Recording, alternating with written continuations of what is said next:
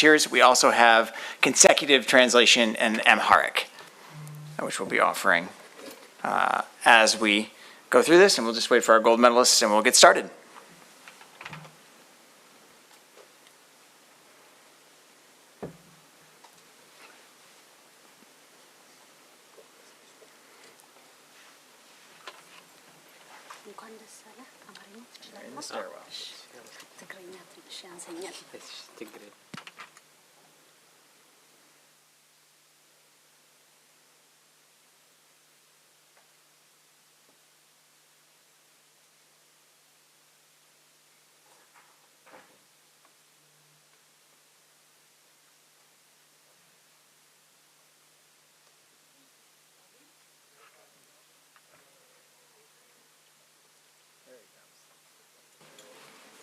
We're going to get everybody here one way or another. All right, let's welcome the medalists in the men's 10,000 meters, all with identical times of 26:43, a new Olympic record. The bronze medalists bringing home the first medal for the United States in this event since 2012, Grant Fisher. The silver medalist winning the 16th medal in the 10,000 meters for Ethiopia. That's the most of any country in the history of the Olympic Games, Berihu Aragawe. And the gold medalist, also the world record holder in the 5,000 meters in the 10,000 meters from Uganda, Joshua Cheptegei. We will now open the floor up for questions. If you have a question, please raise your hand. I'll point to you and we will have a microphone come to you. Please stand up and state your name and outlet. You can stay seated, but state your name and outlet. We are recording this on OIS and on My Info, so if you have a question online, you can use the Ask OIS function and they will ask that question for you. We'll start right here. Thank you. Brian Pinelli with Team USA. Question for Grant. Grant, Park City, Utah is considered America's winter sports capital. We found out about a week ago that the Winter Olympic Games are coming back to Park City, Utah in 2034. You made a big decision to relocate and move to the mountains and train at altitude. And I know you said it was a little bit of a daunting move. Talk a little bit about coming to Park City, training at altitude, and how much that training, since I believe you moved in the fall, has helped you to get where you are tonight with a bronze medal around your neck. Yeah, totally. I've been close to the medals before, but I've never gotten one until today. And I made a big change a year ago, and one of the pieces to that change was to move to Park City and spend more time at altitude. That was one piece of the puzzle that bumped me up 1 second over the course of a 10K, and I think it was a big piece. You look at everyone that medals in the 10K year after year. Pretty much everyone lives at altitude. They don't live at sea level and do camps at altitude. So, yeah, I moved up there, and it's been fantastic. It's a beautiful place. There's great community, and the training is great, and I love it. I could see myself staying there for a really long time, and yeah, I'm proud to live there now, and it's worked out so well. So, yeah, that was one piece of the puzzle. And there's talks about cross country being brought into the Winter Olympics. So I guess in 2034 I'm going to be a little old, but maybe I could get a legacy spot on the cross country team or something. But yeah, it's fun. I rub shoulders with the skiers, snowboarders, skaters a lot more than the summer athletes, and it's a fun change. Jonathan? Jonathan Gold from Let'sRun.com. Question for Grant. Congratulations. You mentioned pieces of the puzzle. Moving to Park City was one of them. What do you think were the other pieces of the puzzle, the differences between 5th and 4th in your previous finals to the medal tonight? Yeah, I think to summarize the change I made a year ago, it was just to optimize everything I could. One piece was to optimize my altitude plan. One piece was to just individualize my training a little better. Switching coaches was a piece of that. Implementing different ideas in training, a lot more threshold work, a lot more choosing high frequency of workouts over high intensity of workouts, a lot more lactate testing, trying to hone in everything that I could. And there are things that I left behind by making a change. I had fantastic training partners, and I've kind of pieced it together. Matt Centrowitz has been a great training partner and mentor over the past year, and but other than that, they've been few and far between. So yeah, little things. altitude is a piece, training location's a piece, generally being happy in, my whole setup is a piece, the coaching is a piece. All those things add up, and so many things have to go right over the course of a year to get on the podium, and I'm happy that they did. Joshua, you've got the world record in the 5,000 and the 10,000. You won silver in this event in Tokyo in 2021. How does it feel to now add gold to your list of accomplishments? Yeah, for me, it's a very special day here in Paris, and normally I'm reminded, of the challenges that I always encounter whenever during the season, especially in the build-up to the Olympic Games and another major championship. And one more special thing is that always these guys always get me, to get stronger and stronger. Whenever I get like disappointments in the races, I always use it in a positive way to come back strongly and build up to, to be in a great shape. Of course, I was prepared today, even to be on the world record pace. I knew I was if this 640, it's just, it's jogging for me. Yeah, because I was really in my training, I was really in a world record shape. And of course, I remember one time when I was from Los Angeles Grand Prix, and then I met Sebastian, of course, the president, and then he was telling me he's counting on me for the 10K. And that was motivation for me because I literally come back from the marathon, and I was still between road racer and a track, athlete. But one special moment was when I was in Oslo, and I was number 8 or number 9, and then everybody was like, Cheptegei is gone. But for me, I always take disappointments to build up into something special, and I've always gotten it right. And I want to thank really, God, and I want to thank the team around me, my training coaches, my management, global sports communication, and everybody. And these guys always make me to go strong, be stronger. The 10K is now it's more stake than any other distance. When you look at these guys now running 26, 12, and then, everybody's strong. So it can be anybody's race. So it really, huge respect for these guys, and maybe, for me, maybe it's time to go to the roads. Yeah, sincerely, I've really won everything that is there to be won. So I think this is my last Olympics, and maybe this is my last track and field, So I'm really very sure that the track is on the safe side with these guys, and and with the Grant, and of course the hero here, and many guys out there. I'm sure that we'll have more exciting moments in the future again. But as for me, it's been a great 10 years. I remember way back in Eugene, Oregon, the World Junior Championship in 2014, when I was still just a young boy of 17, and then when I was winning a gold medal in World Junior Championship. And then it was even more fulfilling that I went back there for the World Championship and won again in the senior title. So it's been 10 great years of great impact. And man, it has to something which is special has to come to an end. So that means I have to find new challenges. Yeah, thank you. Berehu, 16 medals for Ethiopia in this event. That's the most of any country in the world. What does it mean for your name to be on that list of countrymen who've done so well in the 10,000 meters?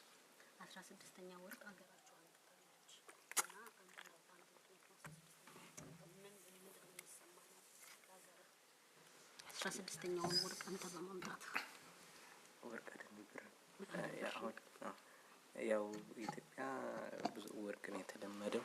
ያው ብዙ በነ ቀነኒሳ በነ ምሩጽና በነ እንትን ያው ለኔ ለግሌ በጣም አሪፍ ነው ብር በማምጣቴ ያው በጣም አሪፍ ነው። Normally, Ethiopia usually got used to gold a lot, but if you talk about Kananisa Bekele and Muruz, but this time even silver for me, it's a great win. Other questions for the medalist? In the back there.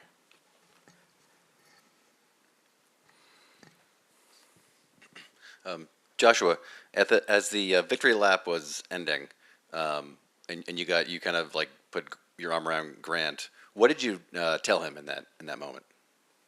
Yeah, for me, it's so exciting to see that, to witness that Grant also was part of the medalist today. And when I looked at his toes and he was like wounded, and it was really, he really fought for it. And what is so amazing is that he's been always number 4, and then it was worth rewarding today and congratulating him, of course, for being one of the, for really winning really a hard-fought, medal, because really it's really special to see some of these young guys come up and step up and inspire a lot of young boys out there. It's really amazing. And for me, I told him, yeah, this is my last year on the track, and I told him, yeah, you got it next year and other championships, you have to win, man. Yeah, that was our talk, of course. Yeah. Weldon, do you have a question?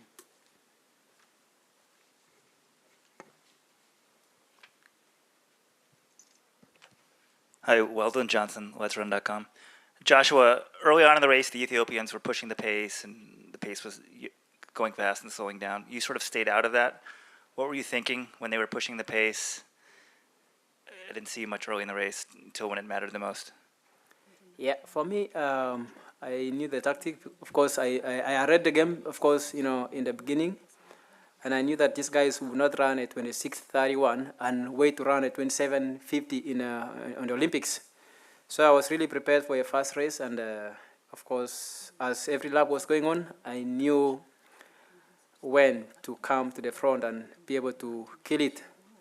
So for me, it was very important is to not run hard, but to come to the front when the moment counts. And it's paid off seriously, and I'm really so grateful that today my tactic has worked really perfectly.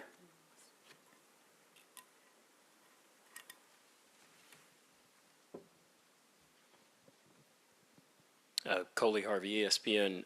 Grant, can you just put into words the moment of that last 100 when you guys are really pushing for the end? You're kind of making a little bit of ground. The crowd, I'm sure you guys couldn't really hear because you're so locked in, but the crowd seemed really into it too. Can you just kind of put into words what that last 100 meters was for you? Yeah, I mean, that's, you replay that situation over and over in your head in the lead up. I was injured last year when the World Championships were going on, and I really wanted to get back to the global stage. And these races always come down to the last lap, and specifically the last 100 meters. And to be in position and fighting, and you're riding the line the whole race, but that last 100 meters, you can see your goal right in front of you. I can count to 3. Everyone in that race can count to 3, and this sport is defined by top 3. And I've been outside of that every time up until today. So, yeah, I've seen 1, 2, 3 slip away from me before, but today I managed to get it. So it feels really good. These guys have been on the podium before. This is my first time. So, so many things have to come together to get that to happen. I think my margins were probably a little more slim than these guys today. I think the race could have gone a lot of different ways, and they would have gotten on the podium. But I needed to execute a pretty spotless race. So I wanted to be in good position the whole time, and I don't have the lights out speed to make up a ton of ground instantly. So I needed to be in a good position, and I think it worked out well.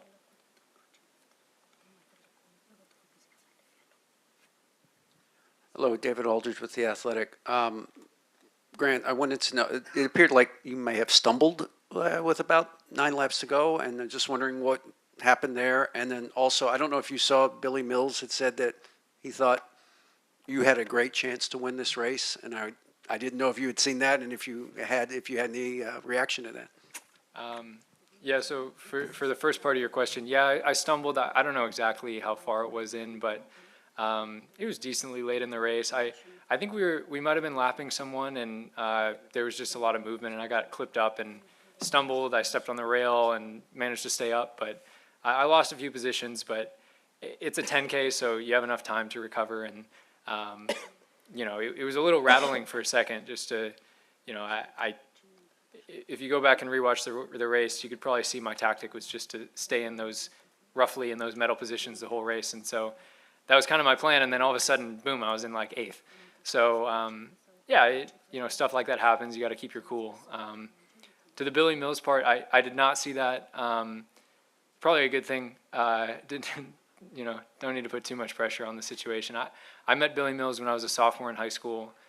He gave a speech at the Michigan High School Coaches Association banquet, and I was there. And so I have a T-shirt that's signed by Billy Mills from when I was a kid. So he's one of the few people that have stood on top of the podium in the men's distance races for the U.S. So really inspiring. He has a great story, and I'm happy to kind of continue that legacy a little bit and get a medal for the U.S. You had one? No. We'll go right here. It's Jonathan. Yeah, Grant, I guess I wanted to follow up on that. Like, it's very hard to win an Olympic medal. Not a lot of American distance runners have done it. I mean, what does it mean to you to be part of a group that includes guys like Billy Mills, Frank Shorter, Meb Keflezighi, Matthew Centrowitz? Now you're part of that group. Yeah, it's rare. It's something I've always been on the outside looking in with the medals, and when I was a kid, Billy Mills was like one of the few guys, like you said, that have made it to the top. Gillen Rupp, one of the few that made it to the top. Evan Jager, Matt Centrowitz. There's a handful of guys that have made it to the top three, but they're few and far between. And so, like, I guess in recent years, Chalimo as well. But the narrative when I was a kid was like the U.S. You just can't run with the East African guys. You can't run with the best European guys. And I hope I showed that I'm capable of that. My very first international competition at the senior level was the Olympics in Tokyo. And I remember I lined up right next to Joshua, and he had just broken the world record in the 10K and the 5K.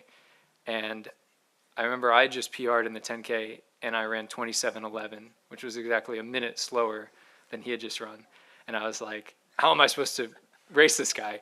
He's a minute faster than me. And I think in the past 3 years, my mindset has shifted a lot, that I kind of belong in these positions more, and I've become a better athlete, but my mindset has shifted too. And I hope that people can see that as my mindset shifts, so should everybody in the U.S. as well.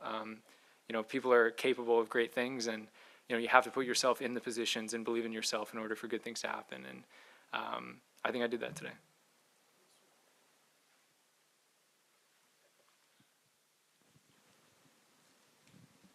Thank you, Lars Makori, for the Daily Nation in Kenya.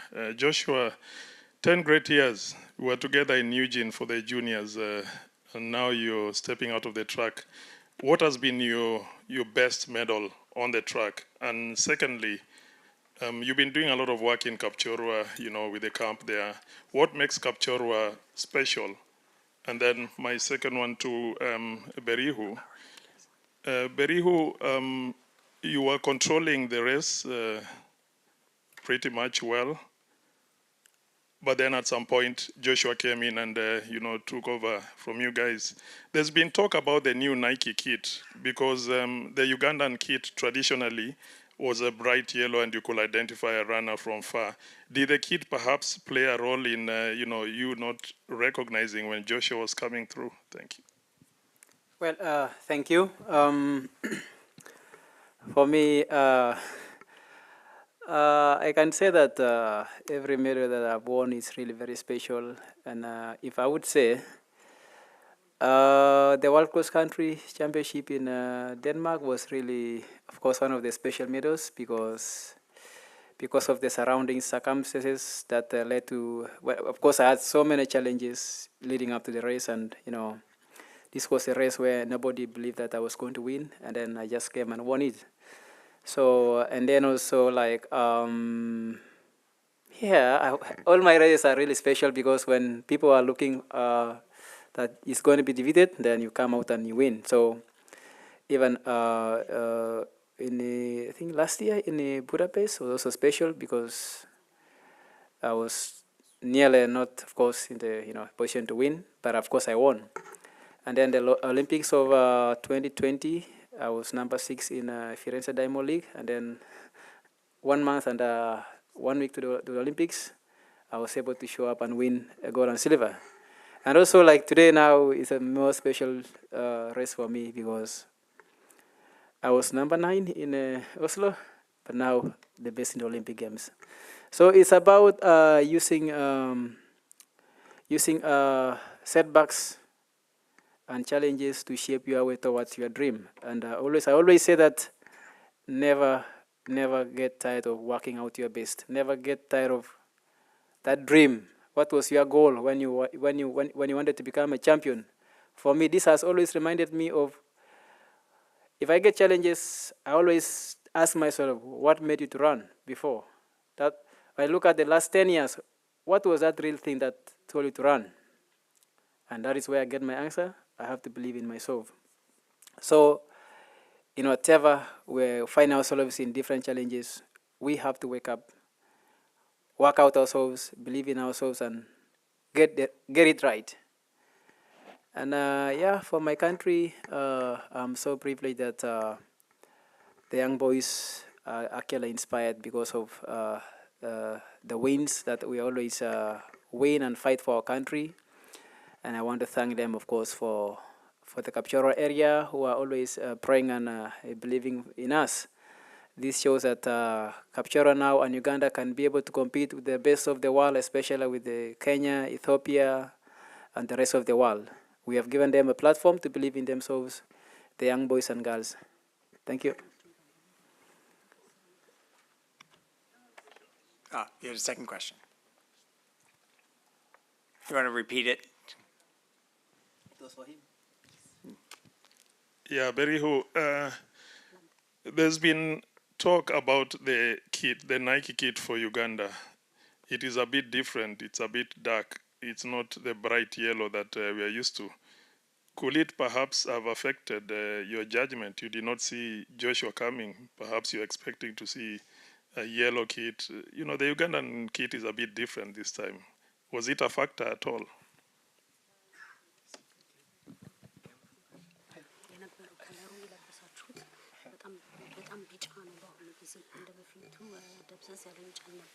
እና ሩጫ ጆሹዋ ሲሮጥበት የሆነ ቦታ ላይ የእሱ ከለር ምናልባት ትንሽ እንደመጥፎ ይሆን በከለሩ የተነሳ ይሆን በከለሩ የተነሳ በለበሰው ልብስ ቀለም ሊሆን ይችላል ወይ? አይ አይደለም። ያው ማለት አሁን ለምሳሌ እንትን ሲሆን ነው እንዴት ስትገቡ ስታሸንፉ እንዴት ሲያሸንፍህ ማለት ነው እሱ ተጽዋምቶብሃል አይደለም። አሁን ለምሳሌ በእንትን ላይ እየመራን የነበርነው ጊዜ ጆሹዋ ቶሎ ነው የወጣው ቀድሞ ነው የወጣውና ያው ከዛ ደግሞ በመሃል ነበሩን ግራንድ ፊሸር ሌሎቹና የሚፍ ነበሩ በመሃል ላይ የዛኔ ነው ያው ክፍተት አረኩ ከዛ በቃ እንጂ የዛ አይደለም የማላየው አይደለም It actually didn't affect me or influence me in any way, but when we started, Joshua really started very fast. And when we were running through, I saw Grant also. They were really running a bit strongly. But then at last I decided so that I can pass them through. And at the end, I came out second, but I'm really glad. We'll do one last question. Weldon, what do you got? Joshua, you sound like you're too old to keep doing the track, and that Grant can do it. But you're 27, and so is Grant. You're the same age. So, do you feel like that people only have so many years at the top? Yeah, we are built differently, and of course, for me, like I started when I was 17 years old, and I had to discontinue with school because of my dream. And I talked to my parents, and they allowed me to pursue my career, and then. Yeah, they allowed me, and then I was able to win the World Junior Championship. And maybe Grant, of course, started a little bit late because of now, of course, like from the junior level, but now I started from junior level, and then I was able to move, running with the likes of Mo Farah from 2015 World Championship when I was still pretty young, and then I was 9th at the World Championship. Then 2016, I was 6th in 10K. And then 2017 was my breakthrough, winning a silver in London. So for me, every year has been counting. Every year has been counting. If you count from 2017, have not been able to miss out of the podium. I've always gotten the best medal. And for me, 10 years means that, like when you translate into achievements, I think I'm a complete runner because now I have the world records. I have titles on the track, and my mind is really bored now because I really, it's too much because I've been literally the only person on, maybe now Kiblimo, of course, for Uganda. But before, I was only one person, one army, fighting for my country. But the breakthrough came when Kiblimo came. And also last year, Victor Kiblangat, and then Perus Chemtai in the steeplages. So it means that now I'm being relieved, and I can be able to be released for another, let's say, for the longer distance. So for me, it's about, I've had a lot of, I don't know, a lot of challenges. Of course, a lot of challenges in terms of attacking races and approaching races. And it's, guys, it's sometimes it gets, you get a lot of mental, like mental issues, and you just feel like you want to be fresh. So for me, this is about the mental kind of part. But I would still go longer, but because of the pressure and the mental aspect, I might be forced to, to discontinue and and look forward to other challenges on the roads. Thank you. All right, Barihu Aragawe, Grant Fisher, Joshua Cheptegei, medalist in the men's 10,000 meters. Remember, this press conference is available on My Info. You can download it and you can use it on your platforms. Thank you, gentlemen, and congratulations. Thank you. Cheers.